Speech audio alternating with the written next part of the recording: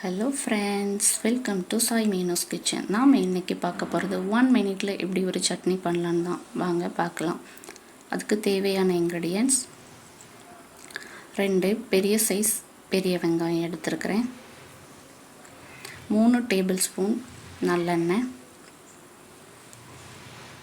தேவையான அளவு உப்பு, 6 காஞ்ச மிளகாய், ஒரு நெல்லிக்காய் சைஸு புளி எடுத்துருக்கிறேன். இப்போ இது எல்லாத்தையும் நம்ம அரைச்சி எடுக்க போகிறோம்.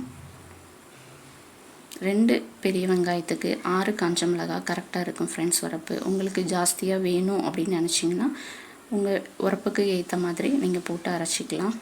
இப்போ இது எல்லாத்தையும் நம்ம மிக்ஸி ஜாரில் போட்டுக்கலாம். நான் நல்லெண்ணெய் எதுக்கு எடுத்துருக்கிறேன் அப்படின்னா, நம்மளோட ஹெல்த்துக்கு நல்லெண்ணெய் ரொம்பவும் நல்லது, அதனால் நான் எடுத்துருக்கிறேன். உங்களுக்கு நல்லெண்ணெய் வேண்டாம்னு நீங்கள் நினச்சிங்கன்னா அதை நீங்கள் ஸ்கிப் பண்ணிக்கலாம். அதுக்கு பதிலாக கொஞ்சமாக தண்ணி சேர்த்து அரைச்சி எடுத்துக்கோங்க. இப்போ நல்லெண்ணெயும் நம்ம இதில் ஊற்றிக்கிறோம்.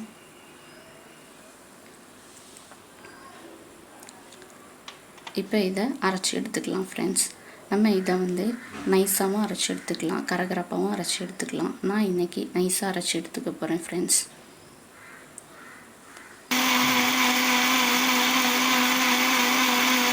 நம்மளோட ரொம்பவும் டேஸ்டியான சட்னி ரெடி ஆயிடுச்சு ஃப்ரெண்ட்ஸ்.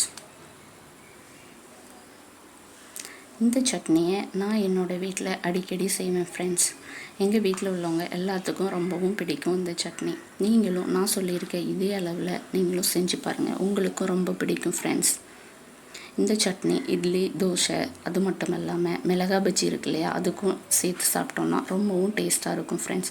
நான் சொன்ன அளவில் நீங்களும் இந்த சட்னியை கண்டிப்பாக செஞ்சு பாருங்கள்.